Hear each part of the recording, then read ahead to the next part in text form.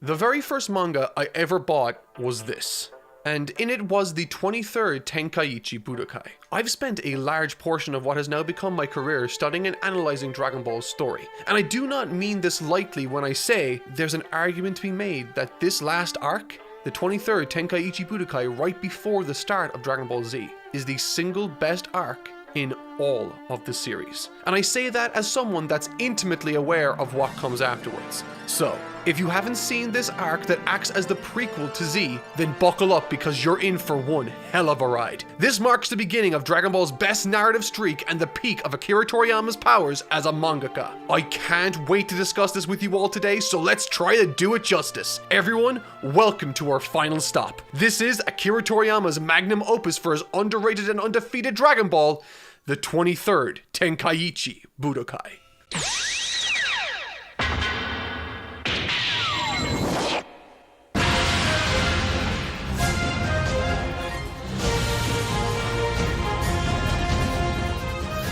Last week when I covered the King Piccolo saga and described it as Akira Toriyama's first significant dive into villain-driven narratives, prior to that effort the closest we got to stories surrounding big bads came in the form of the Red Ribbon Army and Tao Pai Pai, neither of which were necessarily the focus of the arc for extended periods of time, with the other arcs in the series outside of that centered around the World Tournament format stealing the show every single time, and with good reason. They're amazing. But that's what makes this arc I'm discussing today so brilliant and standout in this early Dragon Ball material. Not only does this arc learn from and build upon the mistakes and narrative beats in the last arc, but it manages to deliver one of the best villain-driven stories while also being the single best world tournament in the entire series. In essence, this arc is the culmination of everything that came before it.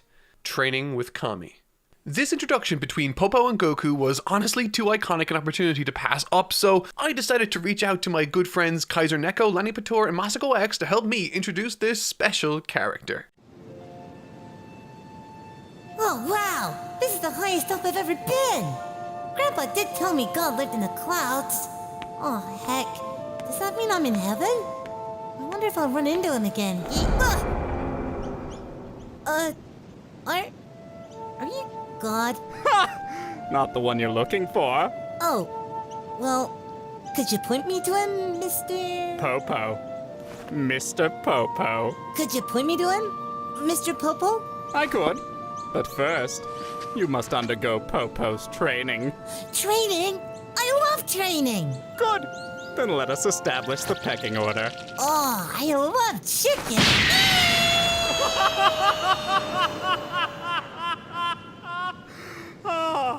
The Popo encounter once atop the lookout is a fun affair with Goku trying to prove himself worthy of training under Kami, the guardian of the Earth. What stands out to me in this brief but important encounter is that it highlights once again Goku's endearing and innocent sensibilities when it comes to his approach. Popo effectively tells him to get lost because he deems him weak both physically and spiritually. But in that instant, Goku demonstrates his strength of spirit by taking that criticism on the chin and using it as a chance to train and get better, leading Popo to remark, and through that character-driven choice made by Goku, we learn more about the lookout and what makes it a special place to train. ここはものすごく高い空の上にある。空気が薄い。お前たち人間にはきつい。 That is what natural exposition looks like. Tying beautifully into the primary lesson learned through this portion of the story, Goku wastes too much energy through unnecessary movement. And in learning how far he truly is from their level, from the bar Popo has set as a threshold to meet in order to qualify for training, instead of pouting, crying, or arguing his point, Goku just gets excited at the thought of working on himself to get stronger. It's not a matter of not being able to do it. For Goku, there's no self-pity, there's no self-doubt. For Goku, he sees this as a matter of time before he achieves his goal. That expression of enthusiasm and eagerness to learn then acts as the perfect character-driven trigger for Kami to remark from afar that he likes Goku. By simply being who he is, he has, much like with his prior mentor figures, gained favor with and access to the highest authority on Earth, Kami. Everything in this section is driven by character. From Goku charging at Kami thinking he's an enemy to Kami's backstory's revelation. All of this exposition is dispensed through those natural avenues provided by the character's driven motivations. It's honestly a remarkably efficient portion of this tale filled with personality, philosophy, and lore. 3年間みっちり修行をして今度こそ確実にピッコロを倒すのだ。 And with that comes an end to this nostalgic early era of Dragon Ball. Gone now are the days of childlike adventure and comedy-focused narratives. On the horizon now are battles. Hardened villains hell-bent on world conquest, with the only hope for mankind resting squarely on the shoulders of the generation that's been fostered in this early material. Right here, we say goodbye to this brand of Goku. For the next time we see him, he will have grown substantially. The 23rd Tenkaichi Budokai, 3 years later. The editor working alongside Toriyama at the time, Kazuhiko Torishima, as well as all those involved alongside Toriyama, were very much against this idea of aging up the character, mostly because it involved completely changing the character design of the main protagonist. This wasn't something often done, and certainly not by what was at the time the leading manga in the industry. The old adage of "if it ain't broke, don't fix it" must have resonated with more than a few surrounding Toriyama at the time. However, for him, it was something he desperately wanted to push for. いつの間にかさっきのピッコロが出てきた戦うところからドラゴンボールの戦いってのは結構リアルな緊迫した戦いになっていて、で鳥山さんはそれを表現するのに人体解剖図とかいろんなものを見て筋肉の動きで、例えば一瞬グッとオーラをためる時筋肉がどういうふうに膨れ上がるとか、その筋肉の動きで表現をするというところに至っていた。そうすると三頭身のキャラクターでは筋肉を描けない。で8頭身にすることによって戦いを本当にリアルに映像で見せるってことができるということを聞いた時に、これはもうしょうがないなと。And with bated breath, the team surrounding Toriyama ventured into bold new territory. However, little did they know, it would usher in the dawn of a new era, one in which Dragon Ball would lead the charge, transforming from a brilliant manga to something truly exceptional. The qualifying rounds. Describing this arc as the best tournament in the series isn't necessarily a controversial opinion. However, I think quite a few might struggle with effectively putting into words what makes it so special. There are plenty of noteworthy surface-level observations to be made, of course. The group of recognizable or fan-favorite warriors participating is larger than prior tournaments and significant, in addition to us all as an audience being eager to see what's changed in the last 3 years concerning them. Specifically Goku, seeing as he's been training under Pecking order. for those 3 years. But for me, I think there's something else to look at which makes this third and final tournament of early Dragon Ball so special. The 21st, 22nd, and 23rd World Tournaments of early Dragon Ball are perhaps the best part of the entire series when considered as a collective. Contained within these snapshots of Dragon Ball's history is a 3-part coherent and heartfelt narrative driven by a clear goal and sense of character. The 21st tournament details the instilling of key values onto both Goku and Krillin by Master Roshi, attempting to preserve their fighting ethic and cement a philosophy that, to this day, remains part of Dragon Ball's core message. Fight not for status or for glory, but to better yourself and to protect others. It's elegant and it's a resilient philosophy. The 22nd tournament then contends with the natural progression or evolution of that very idea. Seen through the lens of a mentor basking in the twilight of his martial arts career, both he and we as an audience discover the latent potential of this new generation rising up as Roshi finally concedes and passes the torch onto them. This idea then reaches its natural, emotional, and logical conclusion at the 23rd World Tournament, wherein the new generation of warriors are tested not just against each other, but by their collective pasts, climaxing in a refined and, might I add, perfectly integrated main villain to cap off this era of Dragon Ball in a fashion never before seen to this level in the series. It's outstanding, and it all starts here, the quarterfinals. Casting your minds back to the 21st and 22nd Tenkaichi Budokai quarterfinal rounds, you'll no doubt recall some bouts like Yamcha versus Jackie Chun or Chaozu versus Krillin. But in reality, most of those fights were throwaway bouts that carried with them little narrative significance outside of some gags, simply a formality that would transport our main cast into the semi-finals where they would no doubt encounter much more interesting competition. Goku versus Girin and Jackie Chun versus Manwolf are certainly quarterfinal fights that match that billing. This is, however, exactly what sets this tournament apart from all those that came before it. Every single fight from the quarterfinals onwards operates on an entirely different level, tying not just key characters together but producing in themselves stories that are in isolation tied to the past and in other cases filled with mystery. Tao Pai Pai versus Tenshinhan. This tournament is honestly a terrific manifestation of all that Akira Toriyama has developed over Dragon Ball's lifespan. Utilizing the qualifying rounds to spend some time with Tao Pai Pai by taking out Chaozu in a fittingly cruel fashion only served to build anticipation for his inevitable fight with Tenshinhan in the quarterfinals. With his character intrinsically connected with Tenshinhan's roots in the story, it made for a perfect opening to the qualifiers by closing the book on that part of Tenshinhan's life. The story concerning this fight is effectively Tien coming face to face with his past, seeing it for what it truly was and moving forward from that. The tale of a promising young man led astray by the teachings of a ruthless mentor is as old as time itself. But when you house the climax to that very encounter in a tournament setting, you have for yourself the perfect recipe for a thrilling conclusion.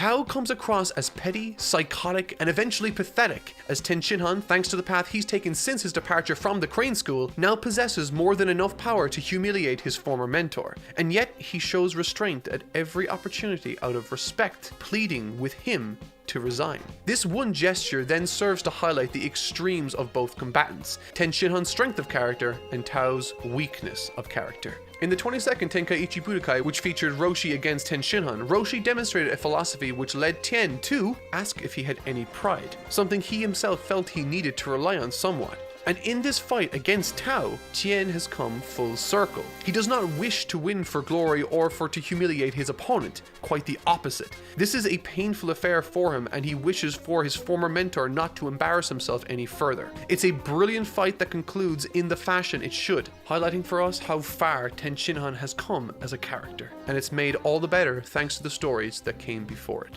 Tenshinhan advances to the semi-finals.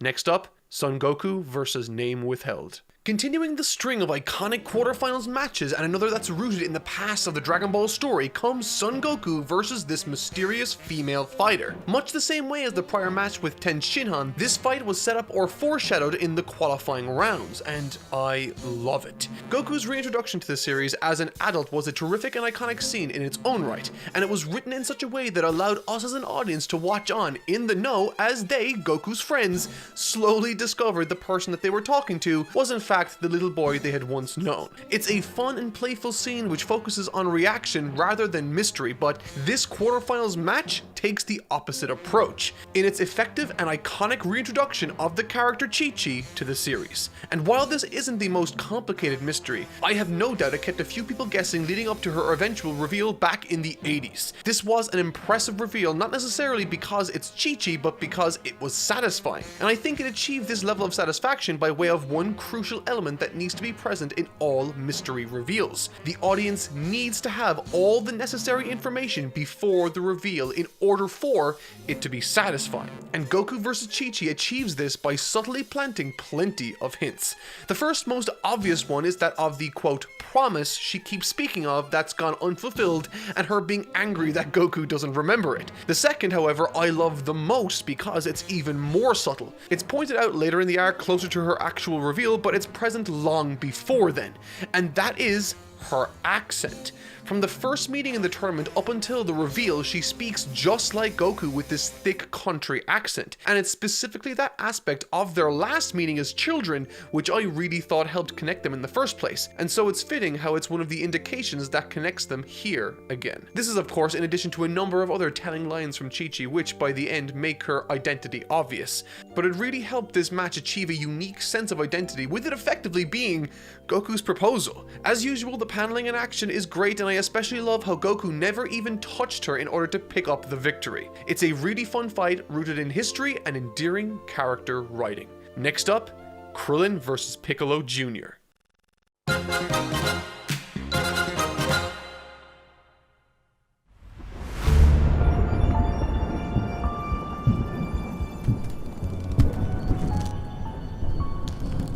Mind, I haven't seen you since you was a baby, Marky, but you're a bit more ugly than I would have expected, particularly around the face. Got something for you. Afraid I might have sat in it at some point, but I imagine it'll taste fine just the same.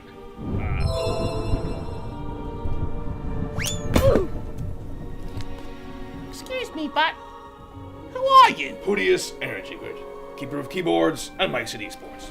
Of course, you know all about esports. Sorry? No. No? Blimey, Marky, did you ever wonder where your mum and dad learned it all? Learned what? You're a gamer, Marky. I'm a what? A gamer! And a thumping good night wager. Won't you try up a little? 15 calories, 40 servings, has a core of pootie pie. Go on, try it out. Consider it your first lesson.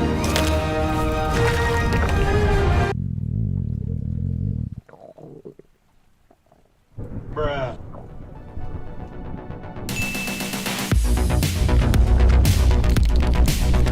Nani? What'd I tell you? You're a natural gamer, Marky. Now let's go. We need to get you to Silicon Alley before your first semester at esports.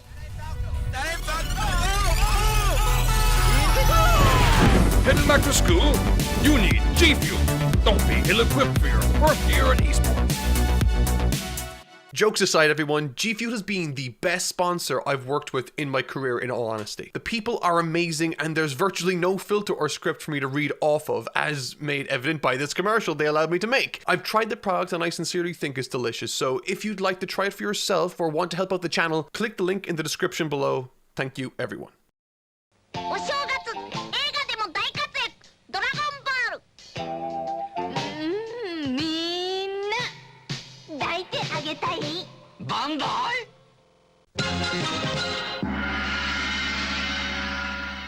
Of the 4 fights that make up the quarterfinals, this fight between the young Turtle School student and the reincarnation of the Demon King is the first to not take from the past in any meaningful or direct manner like the rest do, which means this fight has to stand on its own 2 feet as a great encounter. And boy, does it do just that.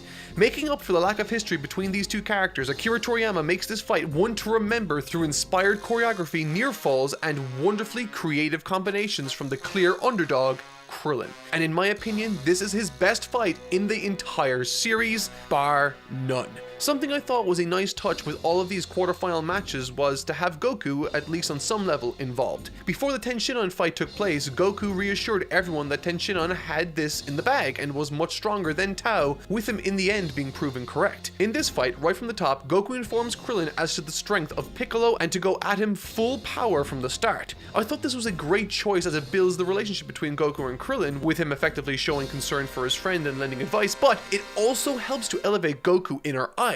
Establishing him as a man that can accurately evaluate people, it preps us as an audience for later when he makes more dramatic judgment calls. I really like this. The fight itself between Piccolo and Krillin is phenomenal. It's not the longest, but it does everything it can with the time it has, with the story of the match not necessarily concerning itself with can Krillin win, but instead, can Krillin prove Piccolo wrong? Right from the start, Piccolo called Krillin a, quote, nothing. And in many ways, this assessment sort of rings true for us as an audience too. And going into this, we aren't sure if he can do so much as anything to Piccolo. The look of surprise on Piccolo's face here is something to marvel at. You can almost see him thinking, oh damn, I underestimated this guy. The story of Krillin throughout this story has been that of a young kid looking to prove himself. Early on, this took the form of arrogance, blowing himself up, cheating, and feeling deflated when he sees others succeed where he would fail. This then naturally developed into him using that element of his personality in creative ways to help make up the difference where he could, by being more strategic, particularly in the 22nd Tenkaichi Budokai. However, in addition to this development, he also was on the receiving end of numerous attacks acting as a punching bag for various villains, and he never managed to capture the respect of any of them. He just proved that he wasn't on their level without putting up much of a fight at all. Now, Of course, this fight between Krillin and Piccolo comes with some terrific action and not to mention angles. This, by the way, is one of my favorite action panels of the series. But the fact that this fight ended with him having given it his all, surprised his vastly stronger opponent, and chose himself to step out with a smile in his face, highlights perhaps better than any other choice the sort of growth and development Krillin has undergone as a character. He's gone from an emotionally weak wannabe fighter to one that understands his limits, accepts them, and works within those boundaries to do more than his vastly superior opponents ever might have expected, leading Piccolo to say, "I fear I won't be able to conquer this world so easily." Piccolo does come away with the win, but Krillin leaves with his respect. And next is the final fight of the quarterfinals.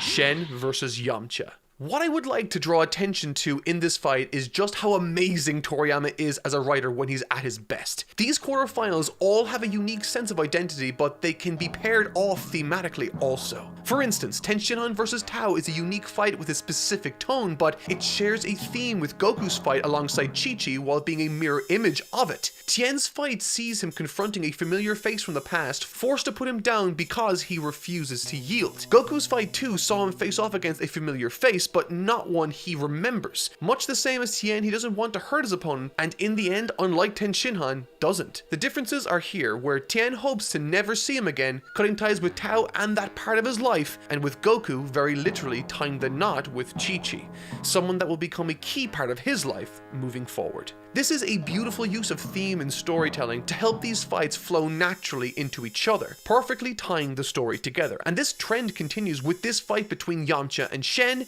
with it effectively being a mirror of the fight between Piccolo and Krillin. Going into this, the narrative brings to our attention the fact that Yamcha has never gotten past the quarterfinals in all of the story. Sort of similar to how Krillin never managed to prove himself or gain the respect of a main villain. And with Yamcha's opponent now being Shen, someone that seems to have gotten in on the basis of a fluke, Yamcha's feeling great about his chances for semi-finals glory. That is until...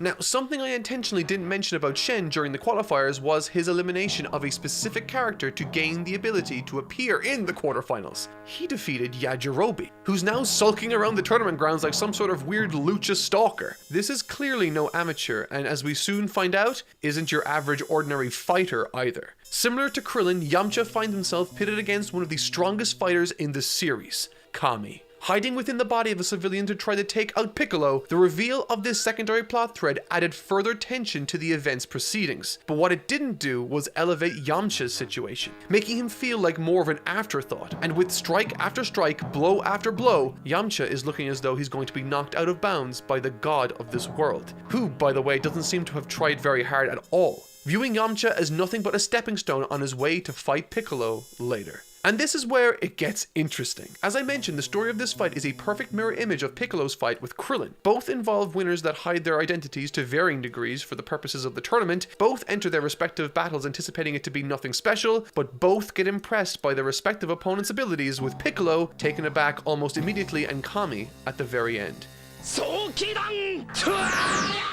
In devastating fashion.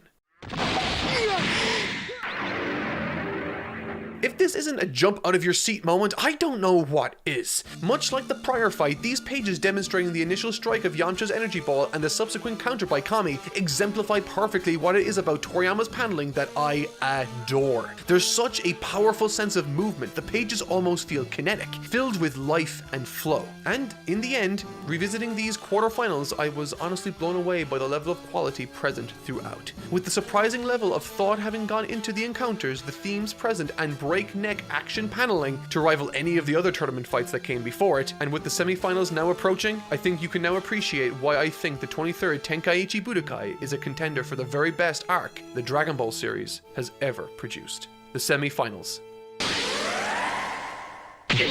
Son Goku versus Tenshinhan. In fittingly grandiose fashion, the finals from the prior tournament are now acting as the semi-finals for this tournament. The last time these two faced off, it was close, but Tenshinhan managed to squeak out a victory in the end to win the 22nd Tenkaichi Budokai. So, how do things measure up now? Well, The entire fight, while great, at its core is there to show just how amazing Goku has become. And I think Tenshinhan was the perfect candidate to bring that out of the character. Similar to the prior fights, the paneling is stellar with some really interesting angles and ideas experimented with. But for me, I think the largest contribution this fight made to the series was the introduction of weighted clothing in fights. Weighted clothing wasn't necessarily a new concept to Dragon Ball at this point, as it had been established during Roshi's training before the 21st Tenkaichi Budokai all those years ago. However, as I alluded to earlier, never in this way before. This is once again another concept or idea introduced in early Dragon Ball that will become exceptionally popular later in Z. Used to tremendous effect right here in this scene to achieve one thing: to place Goku in a position of mystery and control. Throughout this tournament, no matter what match was taking place in the quarterfinals, Goku would remark upon each encounter with tremendous insight and observation skills, lending to the idea that he is more in control and more powerful than even we as an audience might appreciate. And that very aspect of the story being told through this fight is emphasized through this very action. He's been concealing his power from both his opponent and us, the readers or viewers. Tenshinhan remarks beforehand that he's impressed by Goku's improvement, but that his speed is still nothing compared to his own, leading him to outmaneuvering Goku at every turn. However, despite this, two things remained consistent: Goku never got tired, and Goku never had a problem tracking his movements. And this all starts to make sense when you realize he wasn't able to move as fast as he wanted to, placing Goku once again on another level above everyone else, which isn't an unfamiliar position for him to be in during these tournaments. Throughout the 21st and 22nd Tenkaichi Budokai, a key aspect of these tournaments surrounding Goku has been that of how competent he actually is, and the stories surrounding them have been discussing how best to overcome the mountain he presents to the likes of Roshi and others. However, what makes this arc unique when taking that aspect into account is that, unlike the previous arcs where Goku is the obstacle, in this arc, Goku is the point of view character, the hero. We see his internal thoughts as he tries to piece together what's going on between Shen and Piccolo, and even Tenshinhan and Tao, and that's what makes this arc so special. He's not the obstacle, Piccolo is, and right now Tenshinhan is blocking the way to Piccolo and that long sought after first place spot, strongest under the heavens. Needless to say, things aren't looking too good for the Crane School alumni, but what I really like about this section is that Tenshinhan doesn't roll over and take this sudden show of ability by Goku as an indication that he's lost. Hell no. He's the defending champion. Instead, in response to that, he whips out a move no one has ever seen before, including Goku. In the past, we've seen after image techniques, and we've even seen Tenshinhan grow extra limbs in the prior bout 3 years ago. But this time, he takes that to its natural conclusion by splitting himself into 4 separate but identical fighters. And the presence of this scene serves 2 purposes. 1, to demonstrate how tenacious, gifted, and hardworking Tenshinhan is as a fighter, and 2, to show us all that Goku not only has developed physically, as made obvious earlier in the fight, but that he has sharpened his mind greatly also. ほら、おめえの弱点を2つも見つけたもんね。何? I really appreciated the angle this fight has taken. It places Goku once again in the driver's seat and creates all of this anticipation, with his very statement alone begging us, the readers, to try and figure out what those 2 weaknesses might actually be that he's talking about. Overall, this fight delivers on just about every front. It's a terrific settling of a score, produced some wonderful paneling, and showcased some clever action writing with the weaknesses Goku exposes in this technique not only making sense, but because they made sense, it only further cemented how much more adept a fighter Goku has become over the last 3 years. Goku advances to the finals in dominating fashion. Next up, Shen versus Piccolo Jr. With one match between 2 rivals now having reached its conclusion, we press onward to another between Kami inhabiting the body of a civilian named Shen versus the reincarnation of the Demon King, his other half, Piccolo Jr. And while it's one of the shortest semi-final matchups, its design is simple but immensely effective. These semi-finals, while interesting in their own right with some interesting action set pieces, were designed with the clear mission of establishing and building up the contestants of the final matchup above all else, with this fight against Shen used to outstanding effect in helping to elevate Piccolo higher than we ever could possibly have foreseen. Something you might have noticed during this review, however, is that despite having acknowledged Piccolo as the main villain of the arc, I've not done much in the way of speaking about him beyond his relationship to Kami, and that's with good reason. If you were to go back through the previous arc and this one to compare the two incarnations of their respective Piccolos, the King and the Reincarnation, you'd notice that while sharing some ideological similarities, they are markedly different. Piccolo Jr. throughout these contests seems to have shown some respect to his fellow competitors on some level. During numerous fights, either while watching or participating, Piccolo acknowledges the power and toughness of his opponents, going as far as to admit when he's been proven wrong. This isn't something King Piccolo would ever have done, with him at the first sign of resistance pushing back or losing his mind to blinding anger. However, when Piccolo is taken aback and shown resistance, he applies strategy and countermeasures. The fight itself is littered with some interesting back and forths with some telling pieces of dialogue and actions taken. It's an effective fight lending opportunity to develop Piccolo, raise the stakes of the event, and even, at times, elevates Goku in subtle ways. During the Shen vs Piccolo fight on the first page of chapter 181, after seeing the breakneck pace of the opening to this match, everyone is left stunned. Roshi, Krillin, Tenshinhan, Yamcha, everyone except for Goku. Without words, this helps him stand out from the crowd ahead of his match in the finals. And on the topic of the finals match, there's a brief but interesting back and forth between Kami and Goku right before he goes out to fight Piccolo in the semifinals. And within it, the pieces are set for Goku to become the character he will remain for quite some time into Z and beyond. Throughout this series, Goku has been a character that when faced with expectation and reality, shatters those expectations, innovating new ways around problems people never thought possible. At present, Kami doesn't think Goku has what it takes to do what he thinks he needs to kill Piccolo Jr., and Goku doesn't want to kill Piccolo, knowing it will in turn kill Kami. And there, my friends, lies the main problem of this arc. Piccolo has sealed Kami inside a vial and swallowed it, and now Goku is the only fighter remaining to protect the world from the wrath of this sinister individual. But if the last number of arcs, and indeed these last couple of fights, have taught us anything about Goku, it's that when he's backed up against a corner and given two options, he's the sort of character to grit his teeth, dig deep, and create a third, to find another way when no one else could. This is what I call a true hero's moment, and it's all coming to a head for the finals of the 23rd Tenkaichi Budokai, the finals. Piccolo Jr. versus Son Goku. Of all the fights in Dragon Ball, none other better signal the rise of the younger generation more so than this right here. Goku, who surpassed his older master, and Piccolo, who's just dominated Kami. And it all comes to a head in the finals of the best tournament in the series. It's established early on that Goku is fighting with a self-imposed handicap. Well, okay, actually two. Not only does he want to defeat Piccolo, but he needs to protect the spectators surrounding him, and in addition to that, he still wants to win the tournament. All this time, as an audience, we've been focused on Piccolo and the threat he presents, overcoming him and freeing Kami. But Goku, he just might do it. Something of note also during this match is that the battle contains the inspiration for some of the most iconic moments and set pieces from Goku's fight with Vegeta. Take for example their beam struggle during the Gorge battle. It's iconic, but the exact same scene took place with the exact same framing in this battle with Piccolo. And if that wasn't enough, remember Goku's battle with Uzaru Vegeta?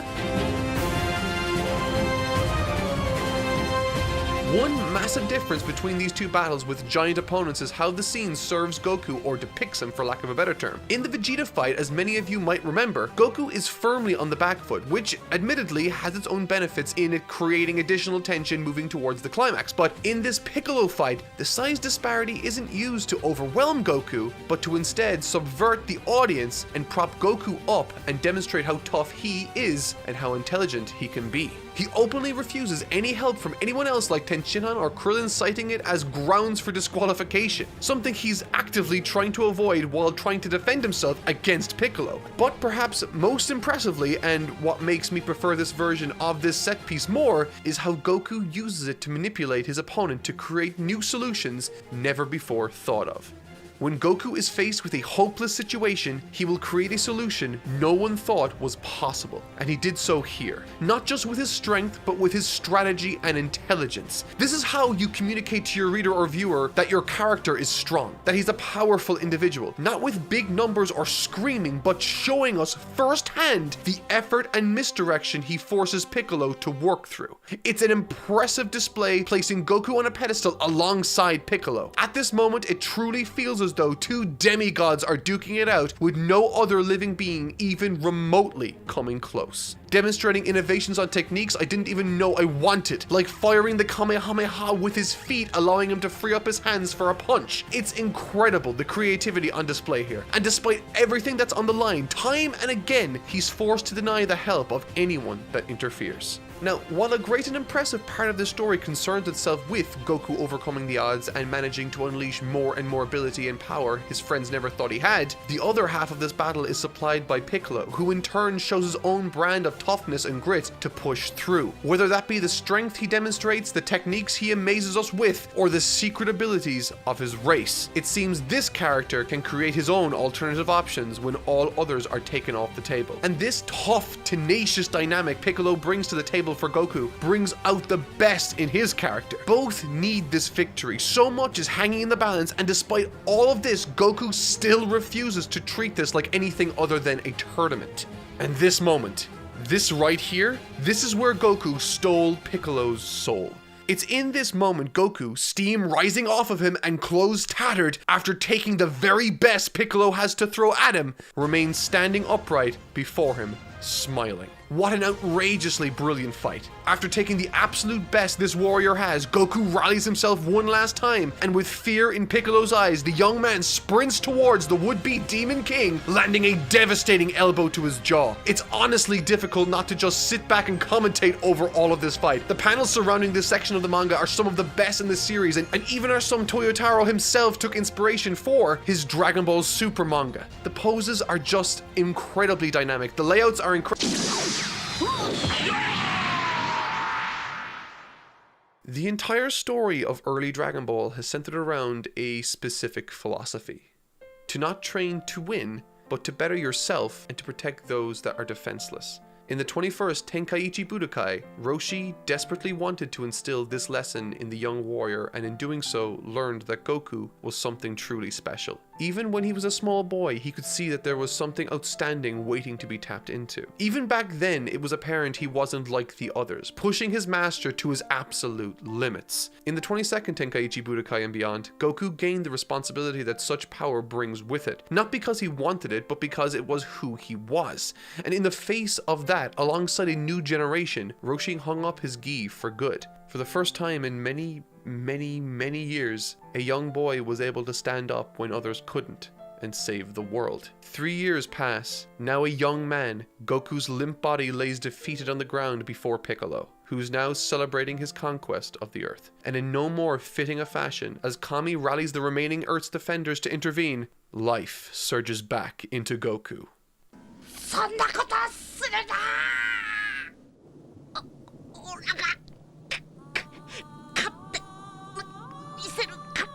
This is what makes Goku special. In the face of certain death, without any usable limbs, and every option taken from him, he still finds it in him to dig deep, smile, and invent a solution to the impossible problems that stand before him. No matter how formidable, no matter how terrifying, no matter the stakes, no matter the odds, Goku will find a way to succeed when others can't.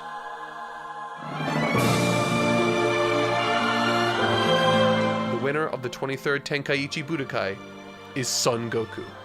This arc, sandwiched between two time skips, contains more passion, skill, vision, and love than many other arcs in this series, and indeed many other stories I've ever read. I started this video series in the hopes that it would shed some light on why I loved this story so much, and I hope I've managed to introduce at least a few of you to what I consider to be one of the most underrated stories to have come out of Japan.